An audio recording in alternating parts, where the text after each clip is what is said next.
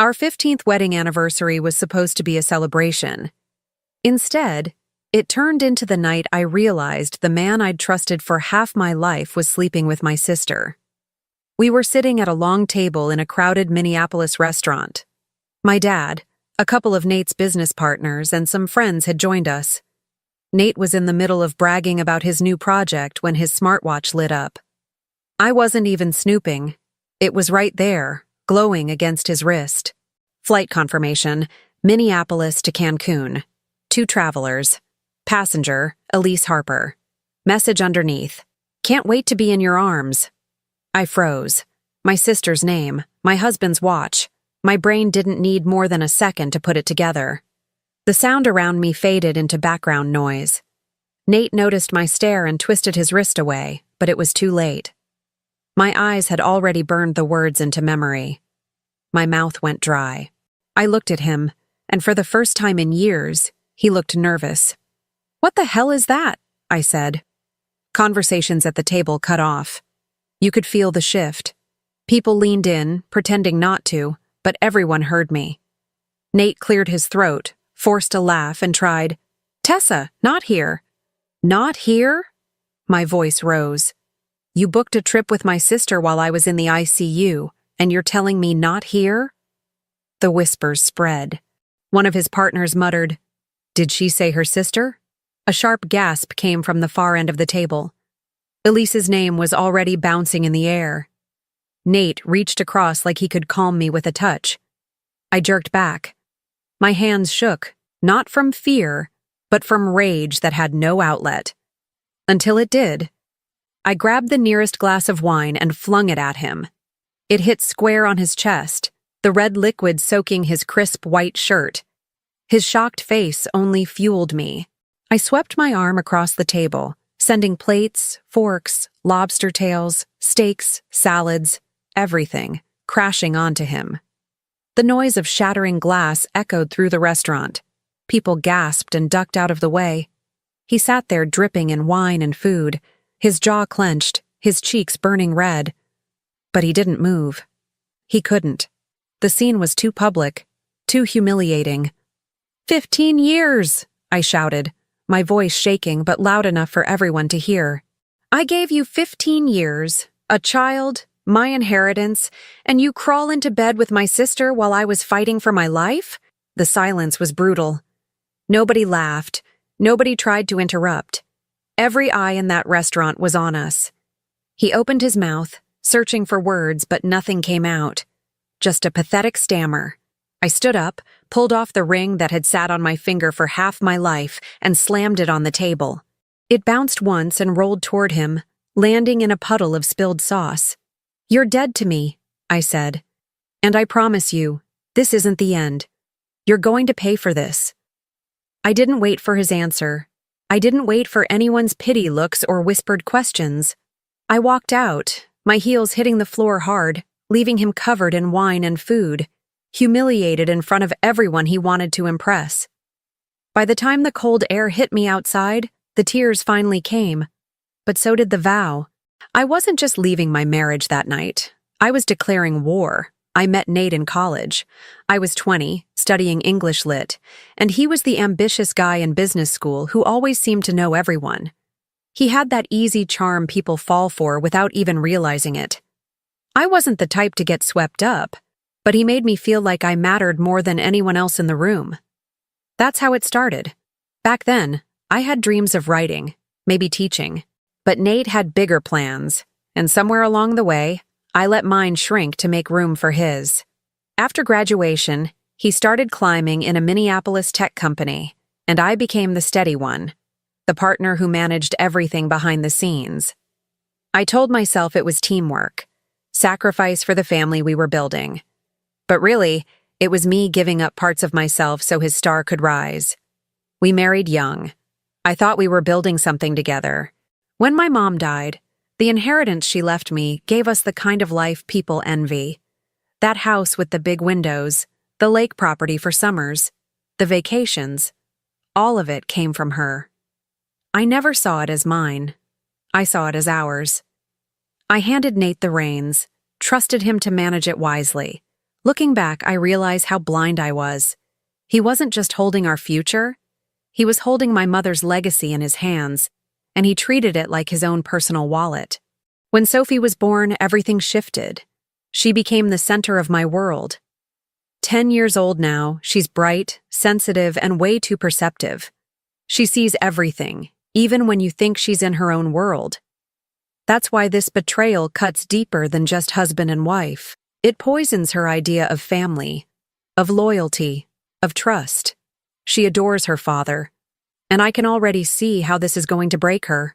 Looking back, the signs were there. The late nights at the office, the vague explanations about business trips, the way his phone was always turned face down on the table. At the time, I brushed it off. We'd been married for years. I told myself I was being paranoid. When Elise started stepping in during my ICU stay, I was grateful. I almost died. Collapsed from pneumonia complications, hooked to machines for days. Elise was there, helping with Sophie, checking in on me, making herself indispensable. I thought she was being the sister I always wanted her to be. In reality, she was sneaking around with my husband while I was too weak to open my eyes. The first moment I should have trusted my gut was the way Nate smiled at his phone when Elise texted. It was subtle, but not the smile of a brother-in-law. I remember one evening when I asked what was so funny. He quickly flipped the screen over and muttered, "Just work stuff." I laughed it off. You don't want to believe the worst when the betrayal would destroy everything you've built. But denial only lasts so long. The confirmation came from the one person who didn't know how heavy her words would land. Sophie. She was sitting at the kitchen table, drawing, while I tried to figure out how to tell her that her dad and I were having grown-up problems. She looked up, completely innocent, and said, "Mom, why did Dad call Aunt Elise babe on the phone?" I swear my heart stopped. I asked her to repeat it, hoping maybe I'd misheard. She said it again, her little brow furrowed, like she thought she'd done something wrong by telling me. I felt my whole body go numb. Kids don't lie about things like that. They just tell you what they hear. That was the moment I knew I couldn't ignore it anymore. Not the watch message, not the late nights, not Elise's fake helpfulness. The truth had been sitting in my house, tangled between the two people closest to me, and my daughter was the one who ripped the blindfold off. And that's when it stopped being about just me. If it were only my heart on the line, maybe I would have swallowed the betrayal and kept going for the sake of appearances. But Sophie's innocence is not something I'll let them steal. Nate and Elise didn't just cross me. They dragged a 10-year-old into their mess without her even knowing it. That's the moment my grief shifted into something colder. Betrayal I could process. But betrayal that stains my daughter's trust in the people who are supposed to protect her? That's unforgivable. That's war. After Sophie's slip, something in me hardened. The tears that used to come every time I thought about Nate and Elise dried up. I stopped shaking. I stopped second-guessing. The hurt didn't vanish. It calcified into something stronger. I wasn't going to be the broken wife who begged for scraps of respect. I was going to be the woman who burned his comfortable little life to the ground. The first move was money. Nate might think he's the one running things, but the truth is, most of what we have is mine. Or more accurately, my mother's. Her inheritance funded the down payment on our house, the lake property, and most of the investments tied to his company. Without that, he's just another overpaid tech manager. I called the bank and froze our joint accounts before he had a chance to drain them. Watching the clerk's polite but careful voice confirm that no withdrawals could be made without my authorization was the first breath of relief I'd taken in weeks. Next, I called my lawyer. She didn't even flinch when I told her what was happening. She'd seen worse. "We'll secure your assets, Tessa," she said. "You're not leaving this with nothing." Her calmness fueled me. Every email, every bank statement, every screenshot of Nate's watch messages, I sent them to her. I wasn't just angry. I was documenting, building a case brick by brick. Then I went to work on the house. I didn't start with his things. I started with mine. I packed Sophie's essentials, my documents, valuables, photo albums and clothes. Everything that mattered. I didn't want him to wake up one day and find me gone without warning. I wanted him to see me preparing to leave. I wanted him to feel the weight of it with every drawer I emptied. The lake house was next. That place was supposed to be Sophie's haven, the property I promised would stay in the family for her future. Nate loved to brag about it to his friends, as if he were the one who'd bought it. I called a realtor and started the paperwork to list it. It was in my name alone. He couldn't stop me, and I didn't care if he begged. If Elise thought she'd be sipping wine on that deck with him, she could think again. By the end of the week, Nate finally noticed. He came home one evening, stormed into the kitchen, and slammed his keys on the counter. His voice was tight. "Why the hell did my card get declined today?" I didn't even look up from the suitcase I was packing in the living room. "Because you don't have access anymore." He froze. "What do you mean I don't have access?" I zipped the bag with steady hands. "It means the money isn't yours to spend. It never really was. And now, it's out of your reach." His face darkened. "Tessa, don't play games with me." I turned then, met his eyes, and let the silence stretch long enough for him to feel it. "This isn't a game. You took my loyalty, my trust, my family, and you spit on it. Now I'm taking back everything you thought was yours, starting with the money. Next will be your reputation, then your dignity." For once, he didn't have a slick answer. Just the twitch in his jaw and the look of a man who'd realized the ground beneath him was cracking. The next morning, I moved Sophie's things into the guest room at my friend's house across town. She thought it was a sleepover. I let her keep believing that for now.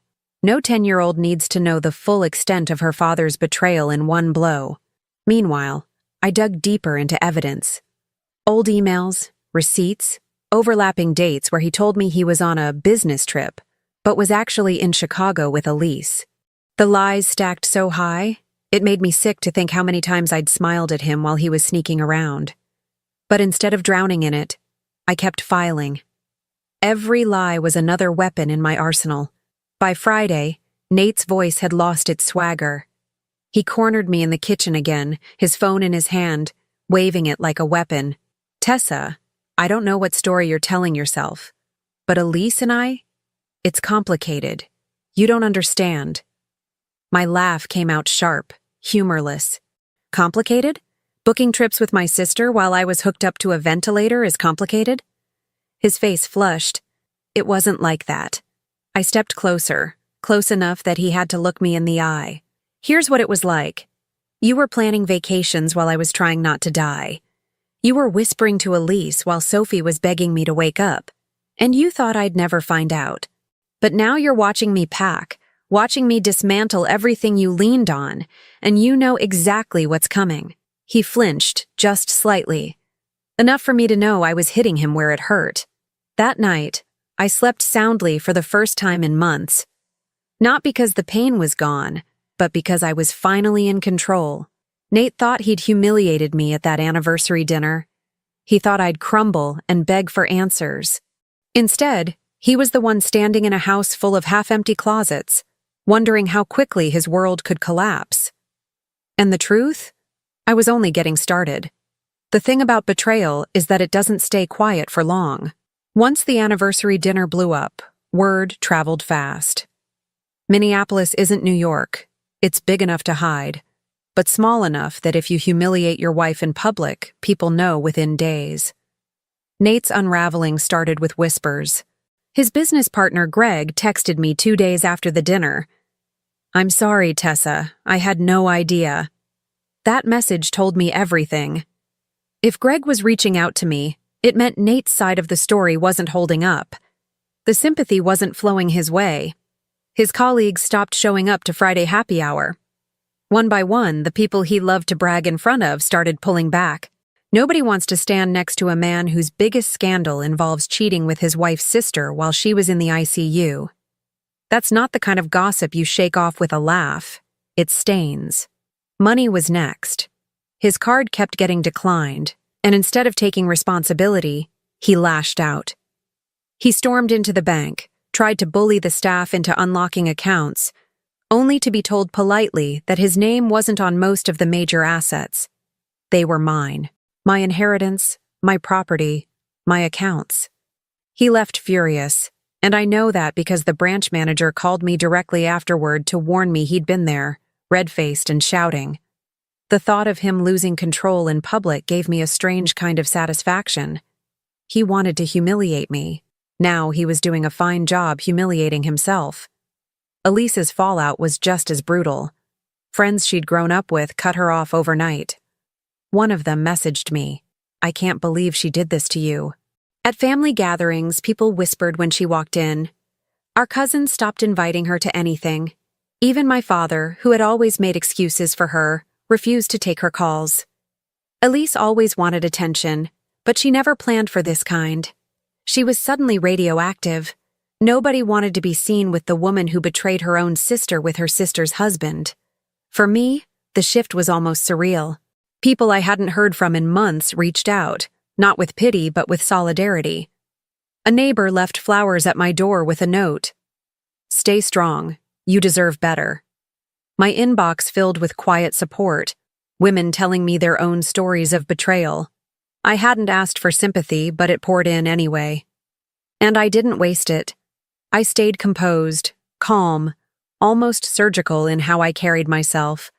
I didn't lash out online, didn't throw tantrums in public. I let the silence speak, and that silence turned people against Nate and Elise faster than any rant ever could. At work, Nate's performance slipped. He'd built his image on being the confident, polished leader who always had control. Now he was the man avoiding eye contact in meetings, stumbling over slides, checking his phone constantly. He was distracted, jittery, and everyone could see it. Business partners don't like weakness, and they especially don't like scandal. He started losing influence before he even realized it was happening. Meanwhile, Sophie stopped asking for him. That cut deeper than anything else. She used to run to the door when he got home. Now she barely looked up when his name came up. She wasn't old enough to know the full truth, but she felt the tension, the distance, the way he wasn't the hero she thought he was. Kids know when something's broken, even if you try to shield them. The final straw came late one night when my phone rang. His number lit up the screen. Against my better judgment, I answered. "Tessa," he said, his voice low, desperate. "Please, we need to settle this privately. No more scenes, no more public drama. Let's just figure this out, you and me." I let the silence hang. He rushed on, his words tumbling. "I made mistakes, I know, but we don't have to destroy everything. We don't have to involve lawyers. We can keep this between us." That line nearly made me laugh. Keep this between us? He humiliated me in front of dozens of people, paraded around with my sister, and now he wanted privacy because the fallout was finally hitting him? I finally spoke, my voice steady. "You made sure this would never stay private the second you dragged Elise into it. You broke it. Now you get to live with it." He started to beg again, but I didn't give him the chance. I hung up, set the phone down, and let the silence wash over me. For the first time, I felt in control of the storm. He was unraveling, Elise was unraveling, and I was just getting stronger. My father still insisted on keeping up appearances, even after the scandal broke wide open. So when he invited me to Sunday brunch at his country club, I knew it wasn't about the eggs Benedict. He wanted the family to see me standing tall, not hiding. He also wanted to gauge Nate. My dad's tolerance for betrayal only went so far, and Nate was pushing the limits. When I walked in, I already knew they'd be there, Nate and Elise. The sight of them sitting side by side at the long mahogany table made my stomach twist. Elise clung to him like a lifeline, fingers tight around his arm, her smile shaky. Nate tried to play it cool, cracking jokes with my uncle, pretending the world wasn't crumbling around him. His suit was crisp, but his eyes betrayed him. He looked tired, hunted. I took my seat across from them, deliberately calm, deliberately composed. Let them sweat. The room was filled with family, my father at the head, cousins scattered around, old family friends sipping mimosas. The noise of casual conversation hummed until my arrival shifted the air. Everyone was waiting for something, and I was about to give it to them. Nate leaned back, flashing his fake confidence. "Glad you could join us, Tessa. We were just saying how good it is to have family together." His audacity almost made me laugh. Elise nodded quickly, her face pale. She didn't look at me. I reached into my bag and pulled out a folder. Inside were the printed confirmations, flights, hotels, dates, proof. I spread the papers on the table one by one, sliding them forward like cards in a poker game. The chatter died instantly. Forks froze in midair. Nate stiffened. Elise's grip on his arm tightened. "These," I said clearly, "are reservations for 2. Booked by my husband, with my sister, while I was in the ICU, learning how to breathe again." The words cut through the silence. I picked up the top sheet, a hotel confirmation with both their names on it, and read aloud. "Cancun, all-inclusive beachfront suite. Guest 1, Nathaniel Lieberman. Guest 2, Elise Harper. Special request, king bed." Gasps echoed around the table. My cousin actually covered her mouth with her hand. Elise shrank in her seat, her knuckles white against Nate's sleeve. I leaned forward, my voice steady but sharp enough to slice through the air. "While I was learning how to breathe again in the ICU, you were booking beachfront suites with my sister." The sentence landed like a hammer. Heads turned toward Nate, then Elise. My father's face hardened, his jaw clenched so tight it looked carved from stone. Elise broke first. Tears welled in her eyes, her shoulders shaking.